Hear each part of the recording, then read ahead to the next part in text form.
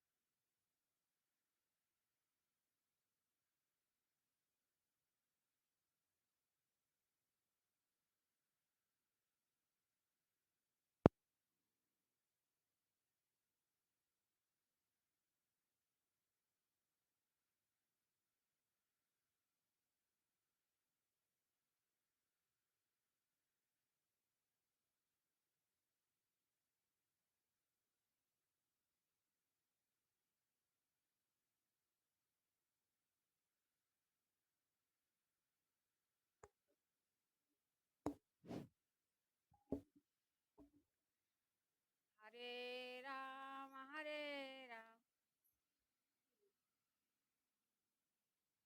राम राम हरे राम राम राम हरे हरे, हरे कृष्ण कृष्ण कृष्ण हरे हरे। हरे राम राम राम हरे हरे, हरे कृष्ण कृष्ण कृष्ण हरे हरे। हरे राम राम राम हरे हरे, हरे कृष्ण कृष्ण कृष्ण हरे हरे। हरे राम राम हरे हरे, हरे कृष्ण कृष्ण कृष्ण हरे हरे।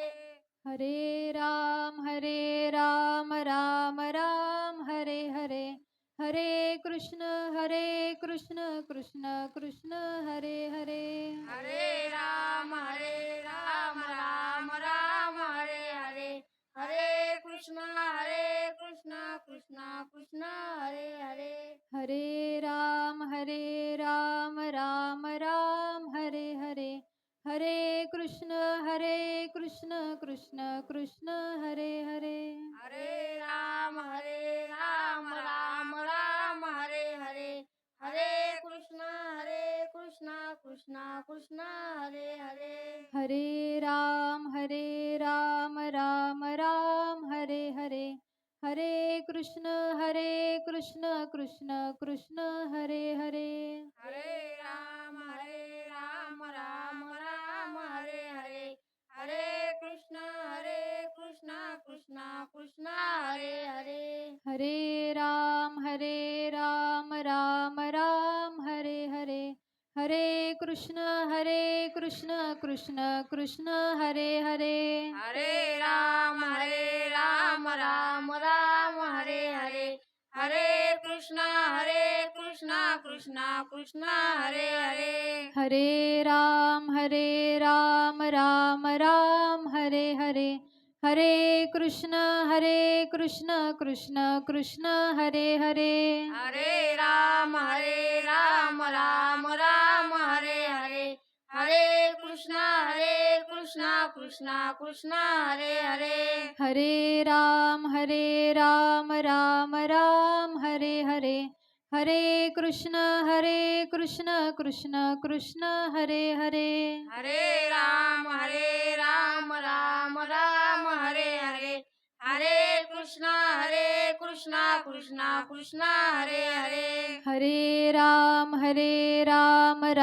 राम हरे हरे हरे कृष्ण कृष्ण कृष्ण हरे हरे हरे राम राम हरे हरे हरे कृष्णा कृष्णा कृष्ण हरे हरे हरे राम राम हरे हरे हरे कृष्ण कृष्ण कृष्ण हरे हरे हरे राम राम हरे हरे हरे कृष्णा कृष्णा कृष्ण हरे हरे हरे राम राम हरे हरे हरे कृष्ण कृष्ण कृष्ण हरे हरे हरे राम राम हरे हरे हरे कृष्णा कृष्णा कृष्ण हरे हरे हरे राम राम हरे हरे हरे कृष्ण कृष्ण कृष्ण हरे हरे हरे राम राम हरे हरे हरे कृष्णा कृष्णा कृष्ण हरे हरे हरे कृष्ण कृष्ण कृष्ण हरे हरे हरे कृष्णा कृष्णा कृष्ण हरे हरे हरे कृष्ण कृष्ण कृष्ण हरे हरे हरे कृष्णा कृष्णा हरे हरे अवधूत चिंतन श्री गुरुदेव दत्त दत्त सद्गुरुनाथ महाराज की जय. गजाननं भूतगणादिसेवितं कपित्थजम्बूफलचारुभक्षणम् उमासुतं शोकविनाशकारकं नमामि विघ्नेश्वरपादपङ्कजम् अजं रुक्मिणी प्राणसञ्जीवनन्तं परं धाम कैवल्यमेकं तुरीयं प्रसन्नं प्रपन्नार्तिहदेव देवं परब्रह्मलिङ्गं भजे पाण्डुरङ्गम् निजानंदरूपी जरिघे समाधी जनांची निवारी पर्याधी व्याधी शिवब्रह्म विष्णू स्वरूपात्मकाला नमस्कार माझा सद्गुरु बाळकृष्ण प्रभूला व्यासाय विष्णुरूपाय व्यासरूपाय विष्णवे नमो वै ब्रह्मनिधये वासिष्ठाय नमो नमः ब्रह्मानन्दं परमसुखदं केवलं ज्ञानमूर्तिं द्वन्द्वातीतं गगनसदृशं तत्त्वमस्यादिलक्ष्यम् एकं नित्यं विमलमचलं सर्वधी साक्षिभूतं भावातीतं त्रिगुणरहितं सद्गुरुं तन्नमामि शुक्लां ब्रह्मविचारसारपरमां माद्यां जगद्व्यापिनीं वीणापुस्तकधारणीमभयदां जाड्यान्धकारापहां हस्ते स्फाटिकमालिकां विदधतीं पद्मासने संस्थितां वन्दे तां परमेश्वरी भगवती बुद्धिप्रदां शारदाम्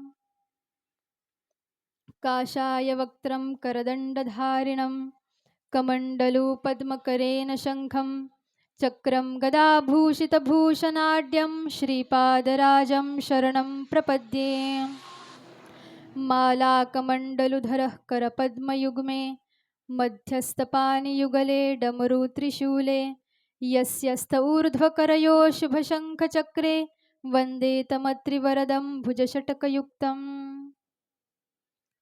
तीन शिरे सहा हात तया माझा दंडवत काखे झोळी पुढे श्वान नित्य जानवीचे स्नान माथा शोभे जटाभार अंगी विभूती सुंदर तुका म्हणे दिगंबर तया माझा नमस्कार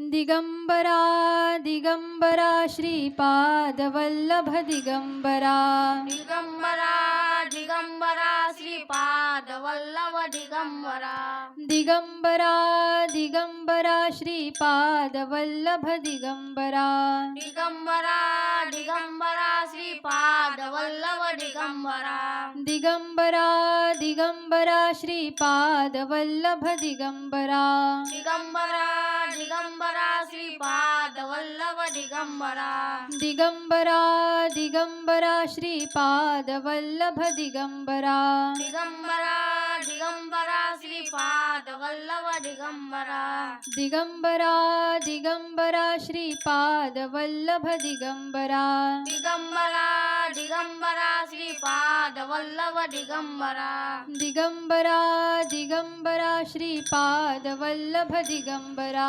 दिगंबरा दिगंबरा श्रीपाद वल्लभ दिगंबरा दिगंबरा दिगंबरा श्रीपादवल्लभ दिगंबरा दिगंबरा दिगंबरा श्रीपाद वल्लभ दिगंबरा दिगंबरा दिगंबरा श्रीपादवल्लभ दिगंबरा दिगंबरा दिगंबरा श्रीपाद वल्लभ दिगंबरा दिगंबरा दिगंबरा श्रीपादवल्लभ दिगंबरा दिगंबरा दिगंबरा श्रीपाद वल्लभ दिगंबरा दिगंबरा दिगंबरा श्रीपादवल्लभ दिगंबरा दिगंबरा दिगंबरा श्रीपाद वल्लभ दिगंबरा दिगंबरा दिगंबरा श्रीपादवल्लभ दिगंबरा दिगंबरा दिगंबरा श्रीपाद वल्लभ दिगंबरा दिगंबरा दिगंबरा श्रीपादवल्लभ दिगंबरा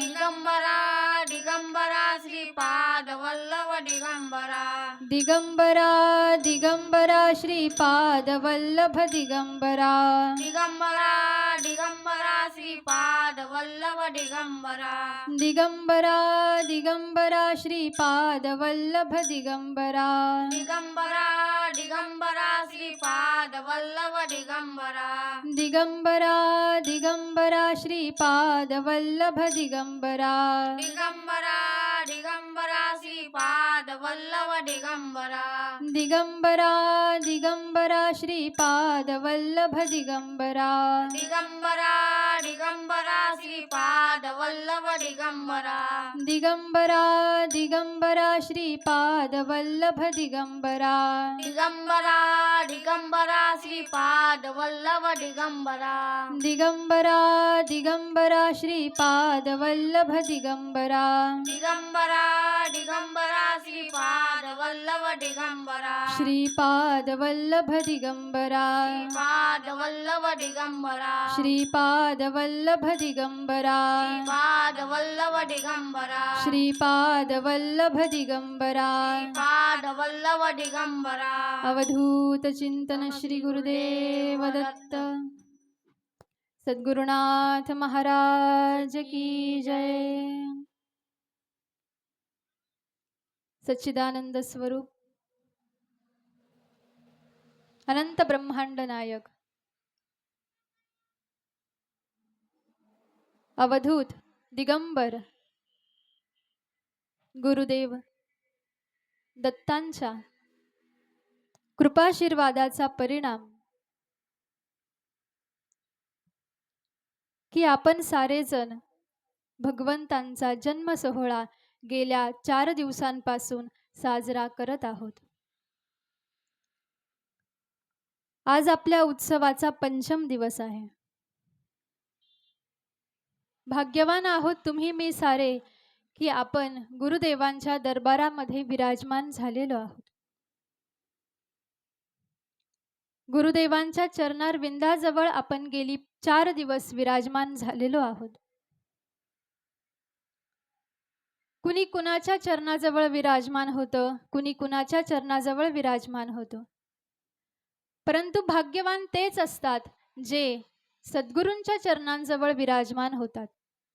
भाग्यवान तेच असतात जे भगवंतांच्या चरणाजवळ विराजमान होतात आणि भाग्यवान ते असतात जे संतांच्या चरणाजवळ विराजमान होत असतात।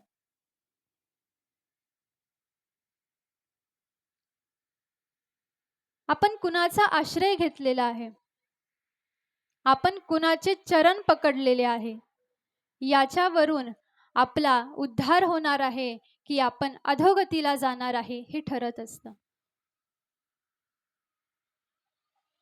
आपण जर का पाप्याच्या चरणाजवळ विराजमान आहोत तर याचा अर्थ आपली वाटचाल ही ऊर्ध्व गतीकडे होते आहे, अर्थात नरकाच्या दिशेनं होत आहे.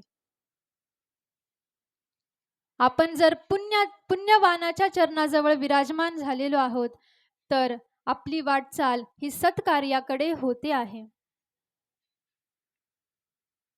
आणि आपण जर भगवंतांच्या चरणाजवळ विराजमान झालेलो आहोत, संतांच्या सद्गुरूंच्या चरणाजवळ जर आपण विराजमान झालेलो आहोत तर याचा अर्थ आपली वाटचाल ही ऊर्ध्व गतीकडे होते आहे, अर्थात आपलं जीवन हे परमकल्याणाच्या दिशेनं आरंभ झालेला आहे. म्हणून आपण कुणाच्या चरणाजवळ विराजमान होतो याला जास्त महत्त्व आहे.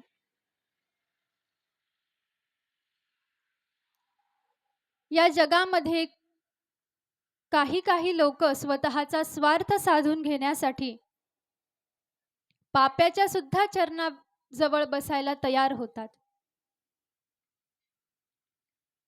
परंतु भाग्यवान आहोत तुम्ही मी सारे की आपण सारेजण भगवंतांच्या चरणारविंदांजवळ विराजमान झालेलो आहोत. आणि नुसतंच विराजमान झालेलो नाही तर भगवंतांची कथा, त्यांच्या मुखामधून निघालेले अमृत वचन आपण श्रवण करत आहोत. हे दोन सत्कार्य आपल्याकडून संपन्न होत आहेत. भगवंतांच्या नुसतं चरणांजवळ बसण्याचा लाभ तर आहेच, परंतु आपण विराजमान झालेलो असताना आपल्याकडून भगवंतांच्या चरित्राचं, भगवंतांच्या मुखामधून निघालेल्या अमृत वचनांचं श्रवण होत आहे. ही सुद्धा परमभाग्याची गोष्ट आहे. आणि म्हणूनच तुम्ही मी गेल्या 4 दिवसांपासून श्रवण करत आहोत अवधूत आणि यदुराजे यांच्यामध्ये असलेला संवाद. प्रथम दिवशी यदुराजांनी प्रश्न विचारला होता अवधूतांना, गुरु महाराज,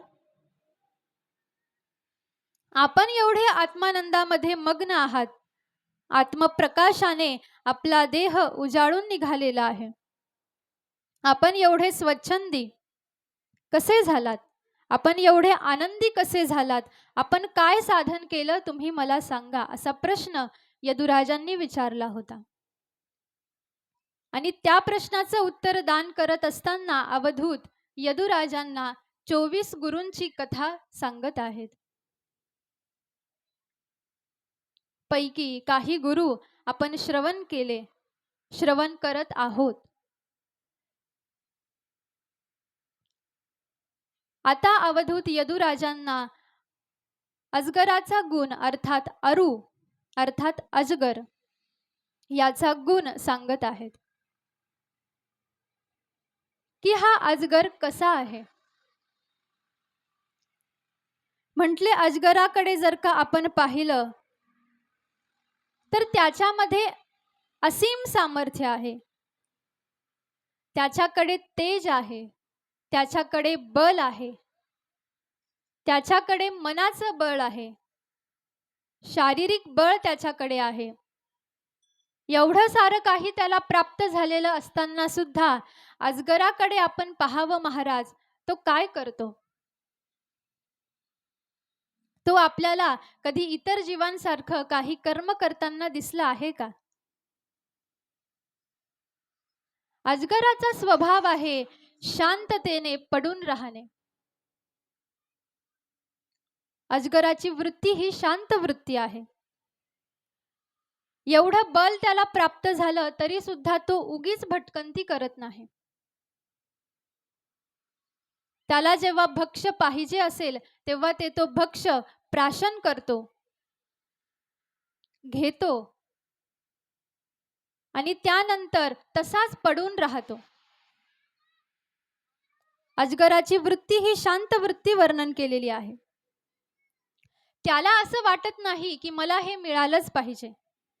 अथवा मी हे मिळवण्यासाठी मी प्रयत्न केले पाहिजे असा स्वभाव अजगराचा नाही.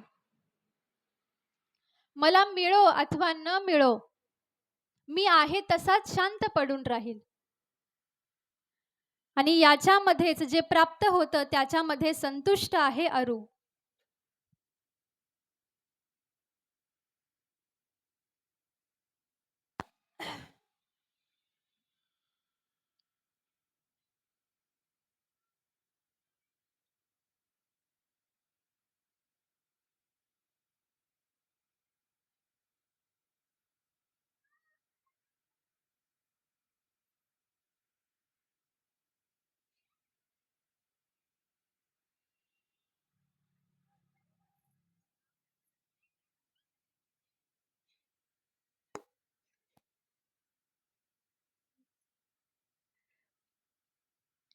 ज्या ज्या वेळेला मला जे प्राप्त होईल त्यामध्ये मी संतुष्ट आहे, हा अरूचा स्वभाव आहे. मी काहीतरी प्राप्त करून घेण्यासाठी प्रयत्नशील राहणार नाही आणि तो राहतही नाही. जे मिळेल त्याच्यामध्ये संतुष्ट आहे. ज्या ज्या वेळेला जे जे माझ्या नशिबामध्ये असेल ते ते त्या त्या वेळेला मला प्राप्त होईल असा विचार आहे अरूचा. अरू अर्थात अजगर. मला यापेक्षा अधिक मिळालं पाहिजे, मला असं मिळालं पाहिजे, मला तसं मिळालं पाहिजे असा विचार हा अरूचा नसतो. परंतु आपण तुमच्या माझ्याकडे पाहिलं तर आपला स्वभाव मात्र असा नाही. आपल्याला जेवढं मिळेल तेवढं आपल्याला कमीच वाटत असतं. भगवंतांच्या कृपेने आपल्याला जेवढं प्राप्त होतं ते सुद्धा आपल्याला कमीच पडत असतं महाराज. परंतु संत ग्रंथ तुम्हाला मला सांगतात की मनुष्याने संतुष्ट असलं पाहिजे. जेवढं काही तुम्हाला मला प्राप्त होतं त्यामध्ये समाधानी असलं पाहिजे, संतुष्ट असलं पाहिजे. आपल्याला किती जरी भेटलं, किती भेटलं आपल्याला म्हणजे आपण संतुष्ट होईल बरं? याला काही सीमा आहे का? नाही. जेवढं जेवढं प्राप्त होत जाईल आपल्याला आपली असंतुष्टता तेवढी तेवढी अधिक वाढत जाते. जे प्राप्त आहे त्याच्यात तर जीव अडकलेलाच आहे, पण जे प्राप्त नाही किंवा जे आपल्याकडून हिसकावून घेतलं गेलं, जे आपल्यापासून दूर झालं त्याच्यामध्ये सुद्धा अधिक ममता आपली झालेली असते. अधिक ममत्व त्याच्याबद्दल आपल्या मनामध्ये जागृत झालेलं असतं. आणि म्हणूनच असं वर्णन करतात की मनुष्याच्या इच्छेला, मनुष्याच्या संतुष्टतेला, समाधानाला सीमाच नाही. कारण मनुष्य जीव हा कधी संतुष्ट होऊच शकत नाही.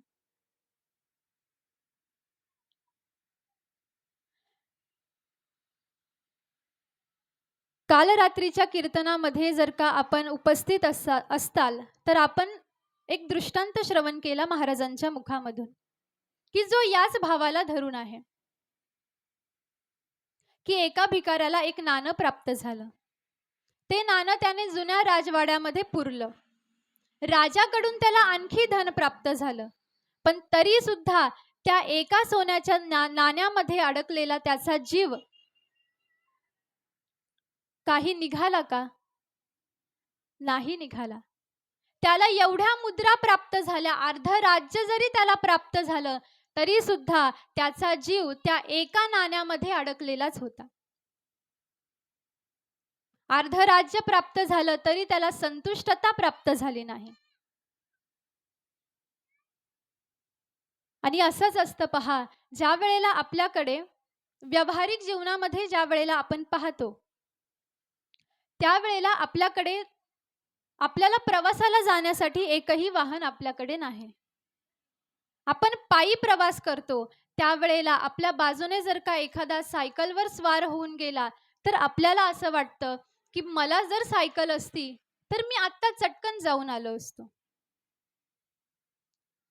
सुदैवानं भगवंतांच्या कृपेने सायकल प्राप्त होती.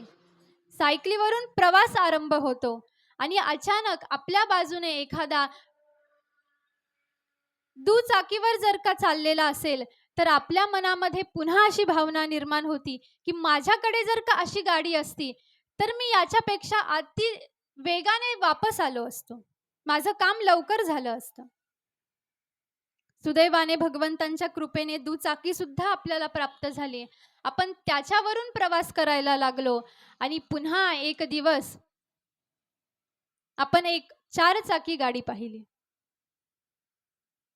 आणि पुन्हा मनामध्ये विचार आला, ही जर का मला प्राप्त झाली असती तर किती आरामामध्ये माझा प्रवास झाला असता. सुदैवानं ती सुद्धा प्राप्त झाली, पण तरी सुद्धा मनुष्य समाधानी आहे का? आपल्यापेक्षा अधिक चांगली वस्तू जर का आपण समोरच्याकडे पाहिली तर आपल्याला सुद्धा असंच वाटतं की ती आपल्याला प्राप्त झाली पाहिजे. याला कारण काय आहे? याला कारण आहे की मनामध्ये संतुष्टतेची भावना नाही. आणि हेच तर आपल्या दुःखाचं मूळ कारण आहे ना महाराज. आपण सुखी का नाही? एवढं सारं आपल्याला प्राप्त आहे, घर आहे, दार आहे, परिवार आहे चांगला, उदरनिर्वाह चांगल्या पद्धतीनं होतो आहे, सारं काही वेळेच्या वेळी प्राप्त होत आहे आपल्याला, पण तरी सुद्धा मनामध्ये काहीतरी रुखरुख रुखरुख रुखरुख ही राहतीच. कशामुळे? संतुष्ट नाही आपण. आणि मुळात समस्याच ही आहे की आपण संतुष्ट कसं होऊ याचा उपायच आपल्याकडे नाही.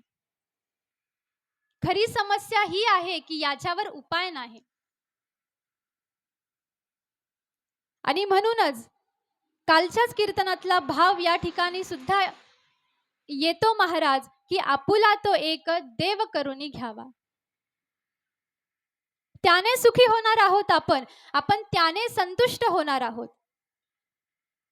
कारण भगवंतांच्या भक्तीला लागल्याचा परिणाम असा होत असतो की आपल्या मनामध्ये जे विकार असतात ते विकार हे हळूहळू हळूहळू नष्ट होऊन जातात. त्या एका भगवंतावरती प्रेम झाल्याचा परिणाम, त्या एका भगवंतांची त्याच्या नामाची गोडी लागल्याचा परिणाम की आपल्याकडून हे जे सारे सांसारिक विषय पदार्थ आहेत ते आपोआप सुटले जात असतात. आणि जे काही आपल्याला प्राप्त होतं आपण त्याच्यामध्ये संतुष्ट राहायला शिकत असतो. आणि म्हणूनच पहा की आरूचा हा स्वभाव अवधूतांना आवडला की किती विवेकी आहे तो. एकाच जागेवर पडून आहे. भलेही त्याला भूक लागली, आपलं तोंड उघडलं, मुखामध्ये वारा गेला की त्या वाऱ्याने सुद्धा त्याचं पोट भरून राहतं आणि तो जागच्या जागी पडलेला असतो. तो कार्य करण्यासाठी उद्यमशील नाही. आणि तसंच प्रारब्धानुसार जे काही तुम्हाला मला प्राप्त होत असतं ते आपण स्वीकारलं पाहिजे. आपलं कसं आहे पहा, आपण आज रात्री जेवायला बसलो. आजच्या रात्रीचं जेवण करत असताना आपण उद्या सकाळी काय भाजी करायची याचा विचार करतो. अरे पण आता आपल्या ताटामध्ये जे अन्न आहे ते तरी आपण सुखानं खाऊन घ्यावं ना. परंतु ते खात असताना उद्याचा विचार आपल्या मनामध्ये घोळतो आहे. पण मला सांगा, जर का आपण आज रात्री झोपलो आणि उद्या सकाळी उठलोच नाही तर काय करायचं? मग ती भाजी गेली, तो स्वयंपाकही गेला. आणि म्हणूनच वर्तमानामध्ये मनुष्याने जगायला पाहिजे असा बोध साधू संत तुम्हाला मला करतात. आता आपल्या जीवनामध्ये काय चालू आहे, सध्या घडीला काय परिस्थिती आपल्या जीवनामध्ये आहे त्याच्यावरती मनुष्यानं आधी मात करावी. जे वर्तमानात चालू आहे त्याच्यावरती मनुष्यानं विचार करावा. भविष्याची चिंता करू नये, कारण जे प्रारब्धात असतं तेच होणार असतं.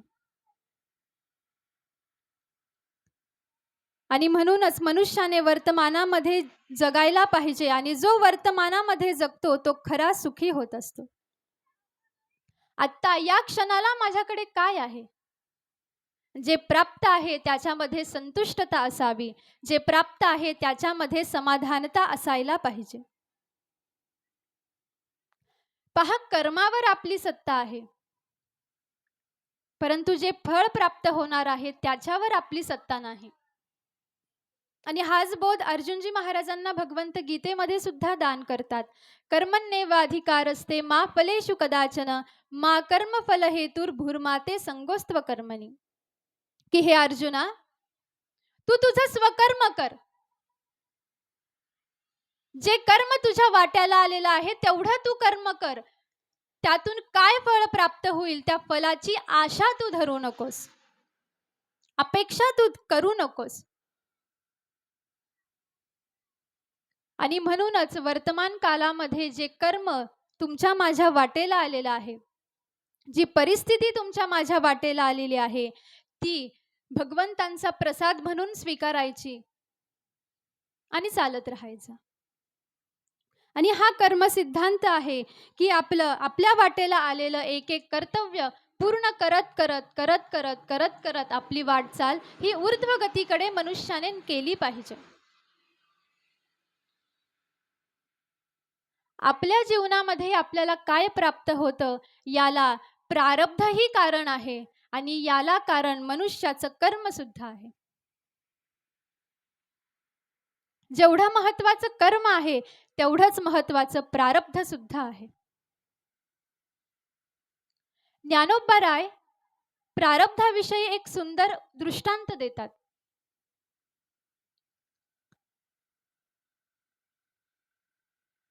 ज्ञानोबा राय म्हणतात की मनुष्यानं भाग्याचेनी भडसे उद्यमाचेनी मिसे संपत्ती जाता अपैसे घर रिघे.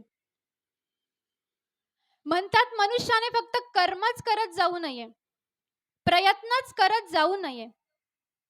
प्रयत्न करावे, शेवटच्या श्वासापर्यंत प्रयत्न करावे. पण प्रयत्न करून सुद्धा जर का आपल्याला इच्छित वस्तू जर का प्राप्त होत नसेल तर आता मात्र हे माझं प्रारब्ध आहे असं समजावं आणि त्या वस्तूचा मोह त्यागून द्यावा. कारण प्रारब्धाच्या पुढे तुम्ही मी जाऊ शकत नाही. प्रारब्ध कशाने तयार झालं? तुम्ही मी केलेल्या कर्माचाच परिणाम आहे. मग पहा, पुण्यकर्म जर का आपण केलं तर आपल्या प्रारब्धामध्ये सुख आहे.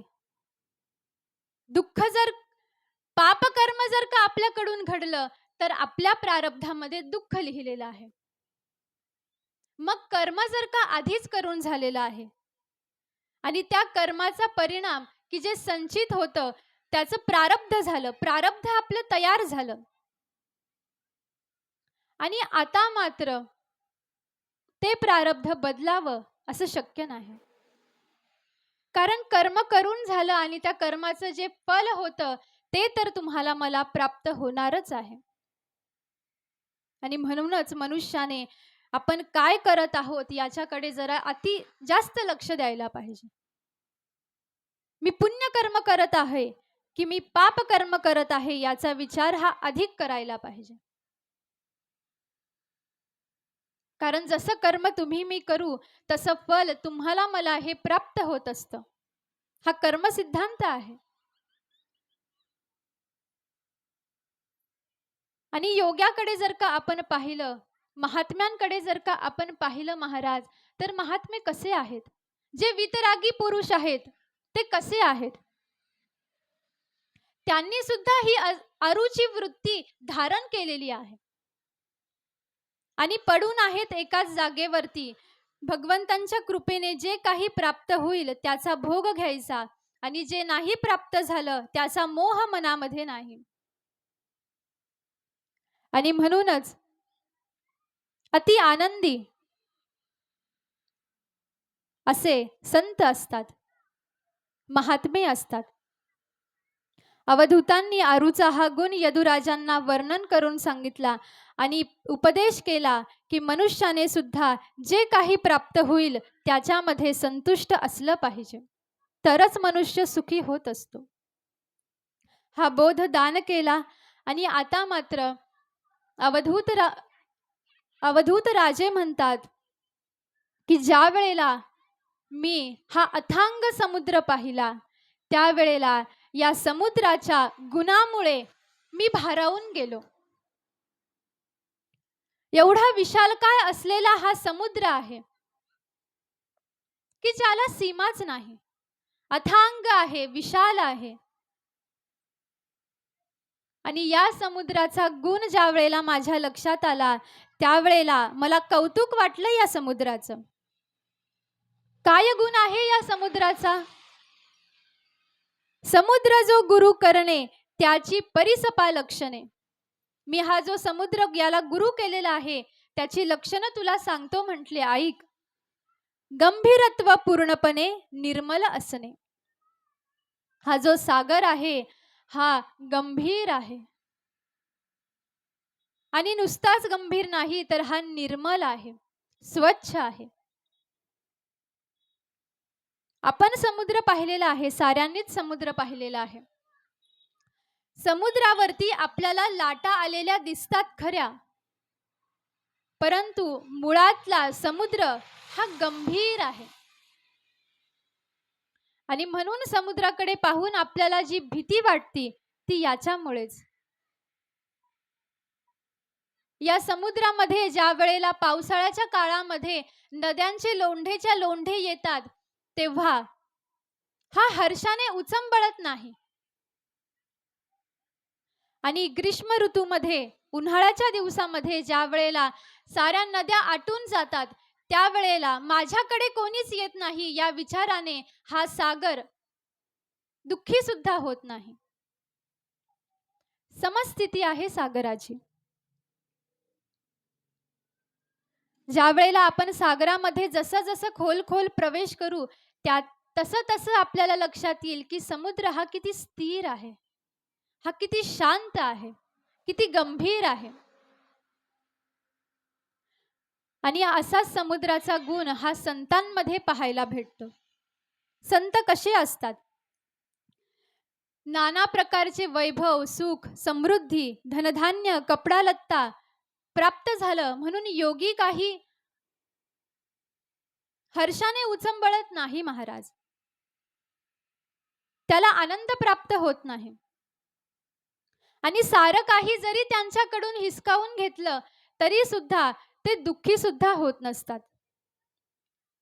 सुख आणि दुःख या दोन अवस्थेच्या पुढे संत गेलेले असतात. सदा सर्वकाल संत योगी हे आपल्या आत्मानंदामध्ये निमग्न असतात. आणि याचाच परिणाम की माझ्याकडे काय येत आहे आणि माझ्याकडून काय अधिभौतिक वस्तू काय जाती आहे याचं स्मरण किंवा याची जाणीव संतांना होत नाही. आणि हाच बोध तुम्हाला मला सुद्धा घ्यायचा आहे. पहा, आपल्या जीवनामध्ये जरासं दुःख आलं, जराशी विपदा आली, जरासं संकट आलं की आपण दुःखी होतो आणि रडायला लागतो, खचून जातो. आणि आनंद जर का आपल्याला प्राप्त झाला, सुख जर का आपल्याला प्राप्त झालं, मनोवांछित वस्तू, व्यक्ती, पदार्थ जर का आपल्याला प्राप्त झाला तर आपण सुखी होतो. म्हणजे काही निघून गेलं की दुःख आणि काही प्राप्त झालं की सुख, संकट आलं की दुःख, संकट निवारण झालं की सुख.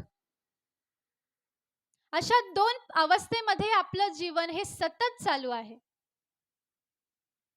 सुख येतं, असं वाटतं की सुख आलेलं आहे. सुख घरातही येत नाही महाराज, सुख दरवाजामध्येच उभं असतं. आलं आलं आलं आलं म्हणता म्हणता सुख दरवाजावरूनच निघून जातं आणि त्याच्या पाठीमागे दुःख घरामध्ये येतं. असा कोणता मनुष्य, असा कोणता जीव या मृत्यूलोकामध्ये असेल की तो म्हणू शकेल की माझ्या जीवनामध्ये जरासही दुःख आलेलं नाही? दुःख साऱ्यांच्या जीवनामध्ये असतं, परंतु जेवढ्या प्रमाणात सुख असतं त्याच्या दुप्पट पटीने दुःख हे मनुष्याला प्राप्त होत असतं. अपवाद वगळता. आणि म्हणूनच ज्या वेळेला अशी सुखदुःखाची परिस्थिती तुमच्या माझ्या जीवनामध्ये येते, त्यावेळेला मनुष्याने समस्थितीमध्ये राहण्याचा प्रयत्न करायला पाहिजे. समस्थिती हा सुद्धा योगच आहे महाराज.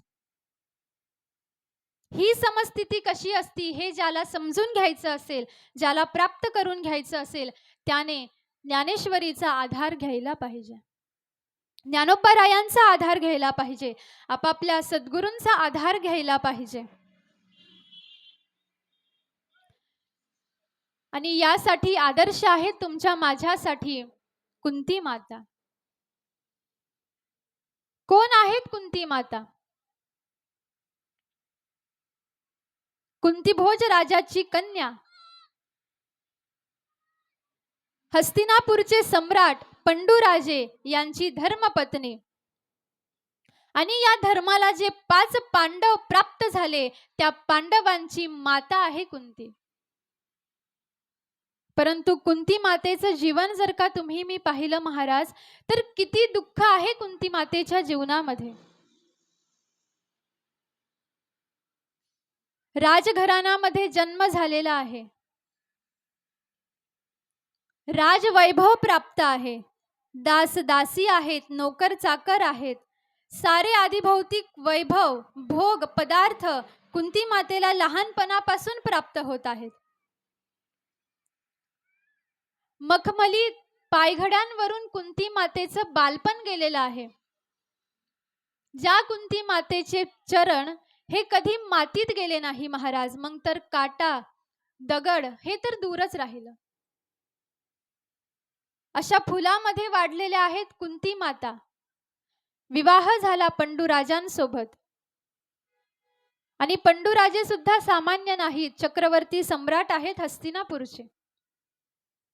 विवाह झाला, राजवैभव तिथंही प्राप्त आहेत. आणि कालाचं चक्र उलट फिरलं आणि पंडूराजांना शाप प्राप्त झाला. पंडूराजे, कुंती माता, माद्री आई साहेब वनामध्ये येऊन पोहोचल्या.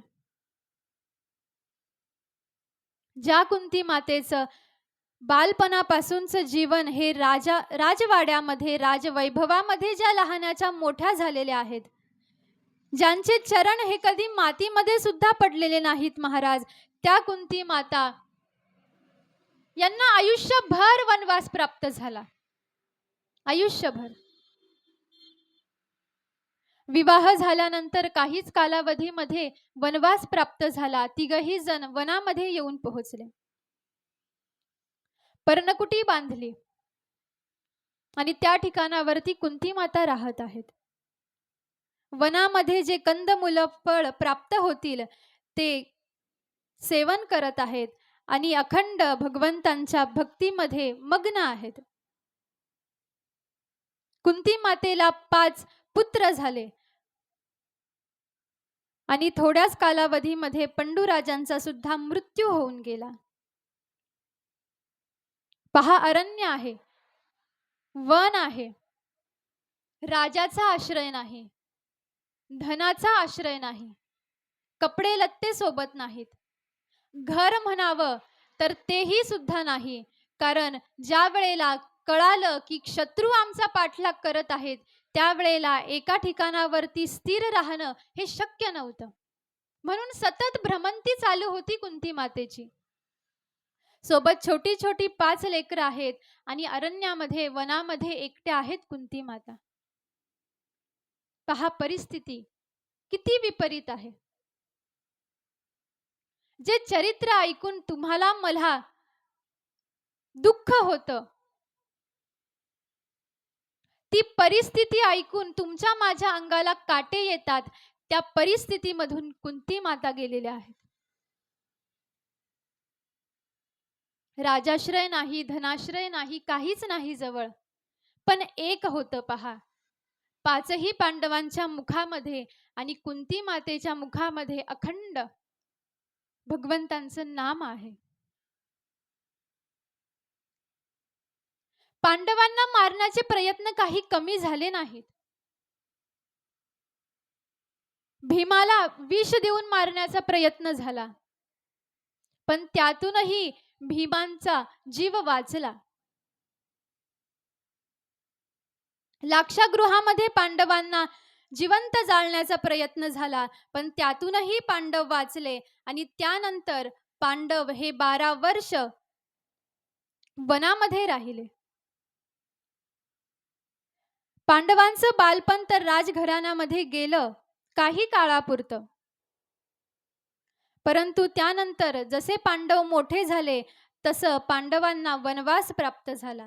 लाक्षागृहामधून जे पांडव बाहेर पडले ते पुन्हा राजवाड्यामध्ये गेलेच नाही. 5 पांडव आणि कुंती माता अखंड भ्रमंती करत आहेत. जीवनभर फक्त तपस्वी म्हणून राहिलेले आहेत. आणि याच कालामध्ये द्रुपदाची कन्या द्रौपदी हिच्यासोबत 5ही पांडवांचा विवाह संपन्न झाला. पुन्हा एक वेळेला राजवाड्यामध्ये आले. पुन्हा राजवैभव प्राप्त झालं. दासदासी भोग पदार्थ प्राप्त झाले. खांडववनाचं जे राज्य पांडवांना दिलं होतं त्या खांडववनाचं रूपांतर इंद्रप्रस्थामध्ये केलं. परंतु ते सुद्धा कपटाने अर्जुनाने 5ही पांडवांकडून हिसकावून घेतलं. पांडवांचं सारं राज्य तर गेलं, परंतु दुर्योधनाने द्रौपदी मातेवरती अतिप्रसंग ओढवून आणला. सारं काही पांडवांकडून हिसकावून घेतलं दुर्योधनाने आणि पांडवांना 12 वर्षाचा वनवास आणि 1 वर्षाचा अज्ञातवास भोगायला सांगितलं. पहा, कुंती माता आणि पांडवांचं जीवन आपण पाहत आहोत. पांडवांकडे जर का आपण पाहिलं तर पांडवांचा जन्म हा वनामध्ये झालेला आहे, अरण्यामध्ये झालेला आहे. काही काल राजवाड्यामध्ये गेला. पुन्हा 12 वर्षाचा काही कालाचा वनवास प्राप्त झाला. विवाह उपरांत पुन्हा राजघराणा प्राप्त झाला. राजवाडा राजभोग प्राप्त झाले आणि पुन्हा काही कालानंतर 12 वर्षाचा वनवास आणि 1 वर्षाचा अज्ञातवास पांडवांना प्राप्त झाला. आणि कुंती मातेकडे जर का आपण पाहिलं तर कुंती मातेचं आयुष्य पतिराज नाहीत.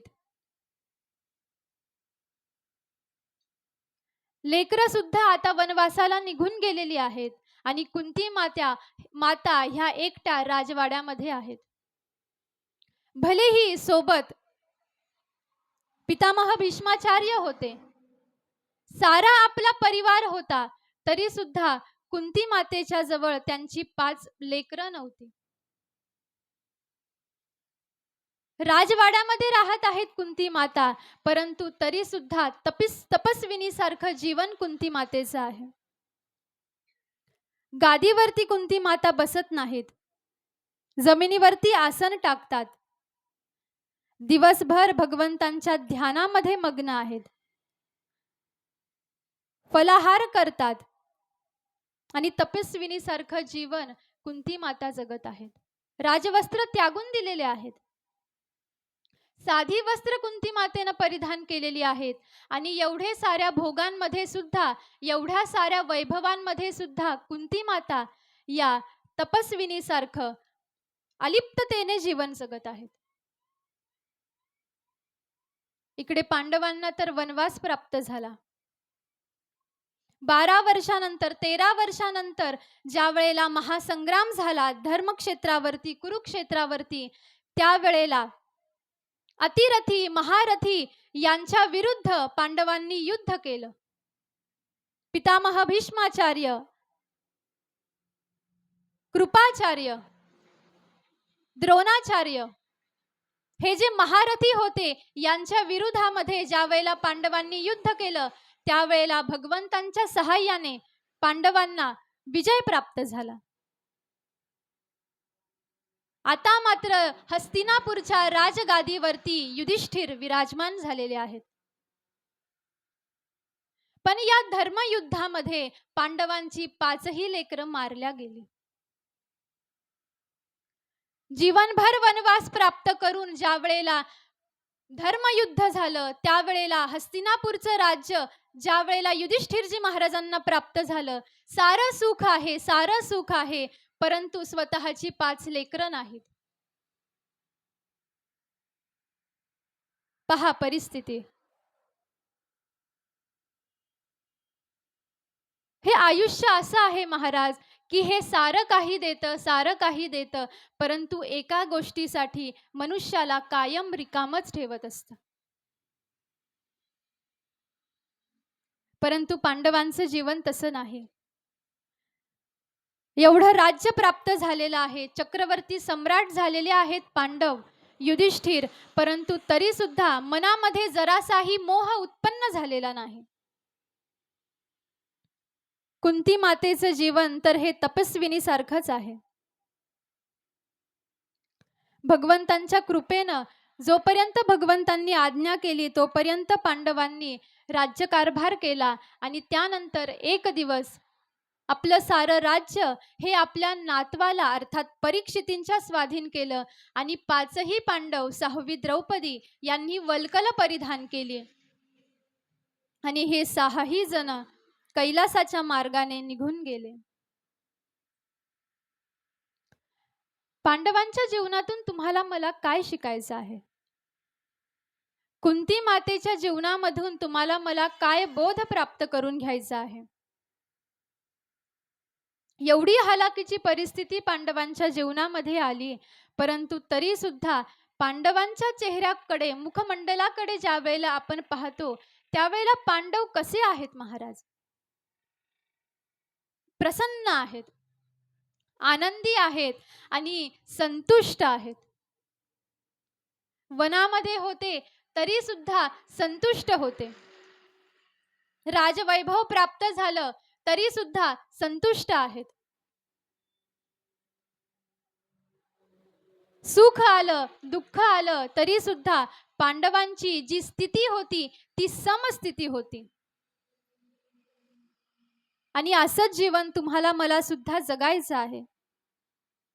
आपल्या प्रारब्धानुसार आपल्या जीवनामध्ये भलेही सुख येवो अथवा दुःख येवो, जी जी परिस्थिती आपल्याला प्राप्त होईल त्या त्या परिस्थितीमध्ये मनुष्याने समचित्ताने राहावं आणि आधार घ्यावा भगवंतांच्या नामाचा, आधार घ्यावा भगवंतांच्या कथेचा आणि मनुष्याने आपलं जीवन हे संतुष्टतेमध्ये व्यतीत करायचं आहे. संतांचं चरित्र सुद्धा तुम्हाला मला हाच बोध दान करतो. आणि म्हणून पहा, जीवनामध्ये अति महत्वाची आहे संतुष्टता. ज्या वेळेला अवधूतांनी आपण सागराचा भाव पाहत आहोत, गंभीरता,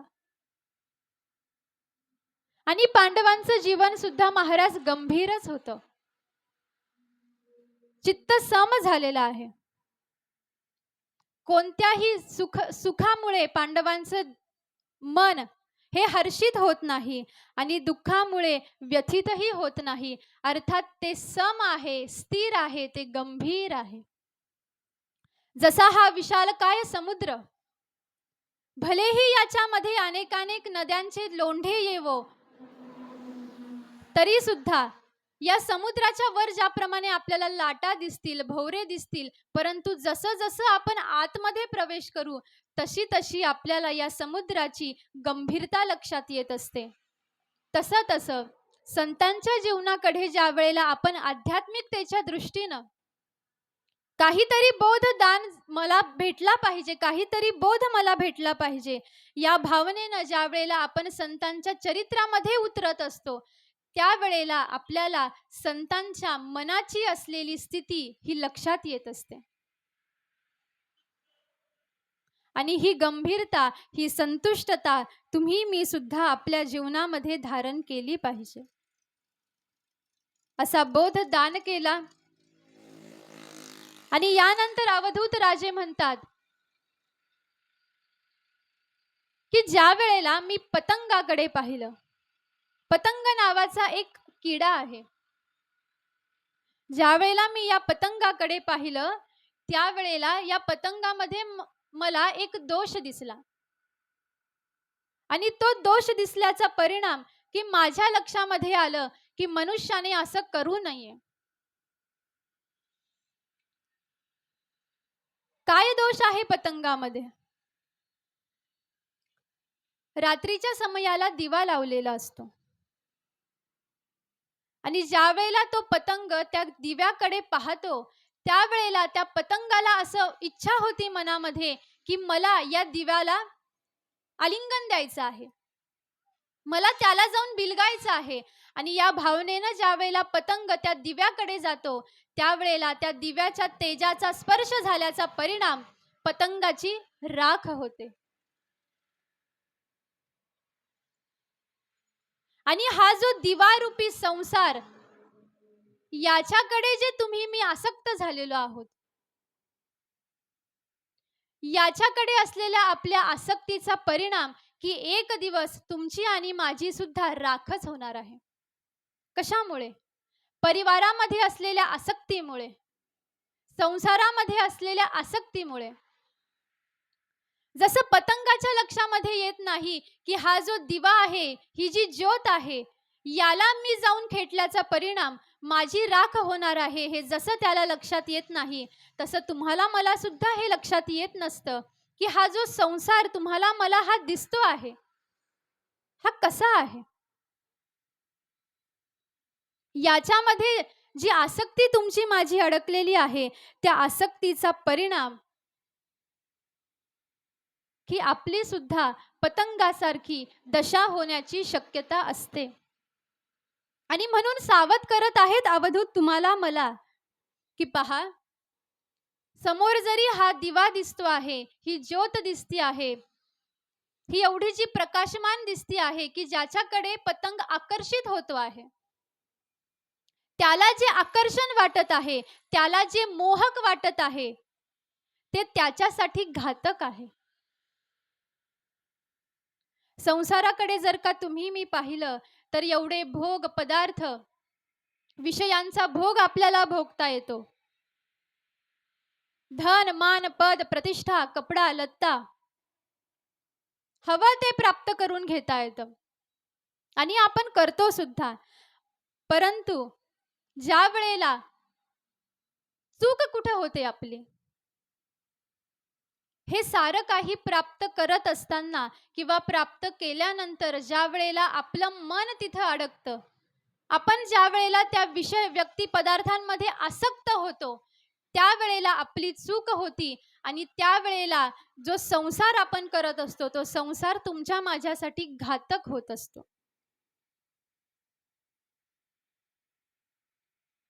गेल्या 2 दिवस आधी आपण एक सूत्र श्रवण केलं, संसारी असावे असुनी नसावे. संतांचं चरित्र आपण पाहत होतो, त्या संबंधामध्ये हे सूत्र तुम्ही मी श्रवण केलं की संतांनी संसार कसा केला. ते संसार करताना तुम्हाला मला दिसत तर होते, पण त्यांच्या मनामध्ये संसार नव्हता. संसारामध्ये संत होते पण संतांमध्ये संसार नव्हता. पहा, वाक्य लक्षात घ्या. आपण जगामध्ये राहावं, आपण संसार करावा, संसारामध्ये राहावं, परंतु त्या संसाराला आपल्या मनामध्ये उतरू देऊ नये. आणि ज्या वेळेला ही सावधानता आपल्याकडून बाळगली जात नाही त्यावेळेला आपल्याकडून चूक होण्याची शक्यता असते आणि जी वाटचाल आपली ऊर्ध्वगतीकडे होऊ शकते ती वाटचाल अधोगतीकडे व्हायला लागते. आणि म्हणूनच अवधूत यदुराजांना सावधानता पत्करायला सांगत आहेत की यदू, भलेही तो संसारामध्ये आहेस, यदू हे राजे आहेत, तू राज्यकारभार करतो आहेस, परंतु तरी सुद्धा तुझं मन तू याच्यामध्ये अडकवू देऊ नकोस. याच्यासाठी तू आश्रय घे भगवंतांच्या नामाचा, संतांच्या नामाचा, भगवंतांच्या कथेचा, भगवंतांच्या चरणाचा. आणि मनुष्याने हे प्राप्त करून घ्यायचं आहे. काय? भगवंतांचं नाम, भगवंतांचे चरणारविंद आणि भगवंतांची कथा. आपण प्रस्तावनेमध्ये पाहिलं की ज्याच्या हृदयामध्ये जो भगवंतांच्या चरणारविंदाजवळ विराजमान झालेला असतो त्याच्याकडून दुःख, विपदा हे दूर पळत असतात. आणि म्हणूनच मनुष्याने सुद्धा संतांच्या, भगवंतांच्या चरणांचा आश्रय घेतला पाहिजे, ज्याचा परिणाम असा होतो की जे दुःख तुम्हाला मला प्राप्त होतं त्या दुःखाचा परिणाम हा आपल्या मनावरती न होता अखंड समस्थिती, अखंड संतुष्टता आणि अखंड गंभीर भाव तुम्हाला मला प्राप्त होत असतो. असा सुंदर अशा प्रकारचा उपदेश यदुराजांना अवधूतांनी केलेला आहे की जो श्रवण करून यदुराजांना अतीव आनंद झाला. आणि आता हळूहळू हळूहळू यदुराजांची वाटचाल सुद्धा त्याच अवस्थेकडे होते आहे जी अवस्था अवधूतांना प्राप्त झालेली आहे. आता कशा रीतीनं अवधूत भगवंत यदुराजांना पुढील गुरूंची कथा वर्णन करून सांगतील, कशा पद्धतीनं यदुराजांची अवस्था ही अधिकाधिक वाढत जाईल, हे सारं रसाळ भाग, गोड भाग तुम्ही मी सुद्धा श्रवण करू उद्याच्या सत्रामध्ये. झालेली सेवा गुरु महाराजांच्या चरणी समर्पित करून, दत्तात्रयांच्या चरणी समर्पित करून माझ्या वाणीला, निमित्त मात्राला या ठिकाणावरती पूर्णविराम देते. करू जरासं भगवंतांच्या नामाचं संकीर्तन. दिगंबरा दिगंबरा श्रीपाद वल्लभ दिगंबरा, दिगंबरा दिगंबरा श्रीपाद वल्लभ दिगंबरा, दिगंबरा दिगंबरा श्रीपाद वल्लभ दिगंबरा, दिगंबरा दिगंबरा श्रीपाद वल्लभ दिगंबरा, दिगंबरा दिगंबरा श्रीपाद वल्लभ दिगंबरा, दिगंबरा दिगंबरा श्रीपाद वल्लभ दिगंबरा, दिगंबरा दिगंबरा श्रीपाद वल्लभ दिगंबरा, दिगंबरा दिगंबरा श्रीपाद वल्लभ दिगंबरा, दिगंबरा दिगंबरा श्रीपाद वल्लभ दिगंबरा, दिगंबरा दिगंबरा श्रीपाद वल्लभ दिगंबरा, दिगंबरा दिगंबरा श्रीपाद वल्लभ दिगंबरा, दिगंबरा दिगंबरा श्रीपाद वल्लभ दिगंबरा, दिगंबरा दिगंबरा श्रीपाद वल्लभ दिगंबरा, दिगंबरा दिगंबरा श्रीपाद वल्लभ दिगंबरा, दिगंबरा दिगंबरा श्रीपाद वल्लभ दिगंबरा, दिगंबरा दिगंबरा श्रीपाद वल्लभ दिगंबरा, श्रीपाद वल्लभ दिगंबरा, श्रीपाद वल्लभ दिगंबरा, श्रीपाद वल्लभ दिगंबरा, श्रीपाद वल्लभ दिगंबरा, श्रीपाद वल्लभ दिगंबरा. श्रीपाद वल्लभ दिगंबरा. अवधूत चिंतन श्री गुरुदेव दत्त.